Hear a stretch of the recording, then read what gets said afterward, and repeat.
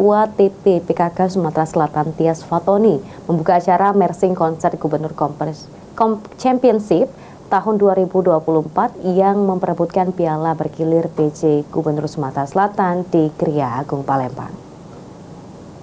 Terima kasih untuk Ibu Tias Fatoni. Kami persilakan.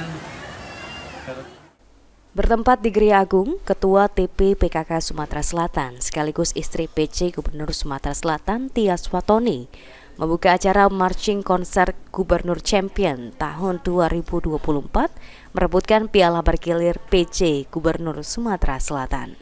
Menurut Ketua TP PKK Sumatera Selatan Tias Fatoni yang ditemui usai membuka Mersing Konser Gubernur Champions, kompetisi ini diharapkan bisa menjadi salah satu wahana untuk mendidik generasi muda menjadi pribadi yang bekerja keras, tegas, taat aturan dan disiplin. Mersing Band sangat berarti dalam dunia pendidikan, sebab kegiatan ini mengandung banyak filosofi dalam pembangunan karakter diri. Dengan bergabung dalam Mersing Band, juga dituntut harus disiplin, dapat bekerja sama dalam tim, mampu menghasilkan harmoni yang seirama, serta aktif menciptakan kreasi. Ini adalah kegiatan yang sangat positif ya.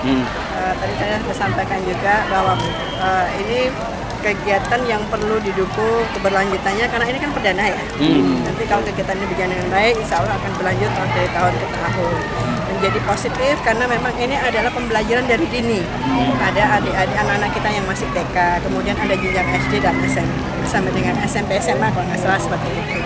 Jadi mereka sudah mulai belajar bagaimana dari dini itu adalah mendisiplinkan diri tentunya.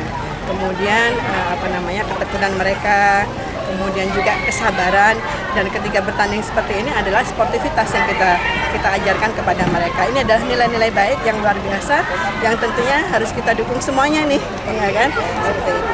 Oke. Seremonial pembukaan ini diikuti sejumlah pejabat terkait, baik dari Dinas DPPA, pengurus Provinsi Persatuan Drum Band Indonesia Sumatera Selatan, hingga pihak sekolah. Aji Delia, PAL TV.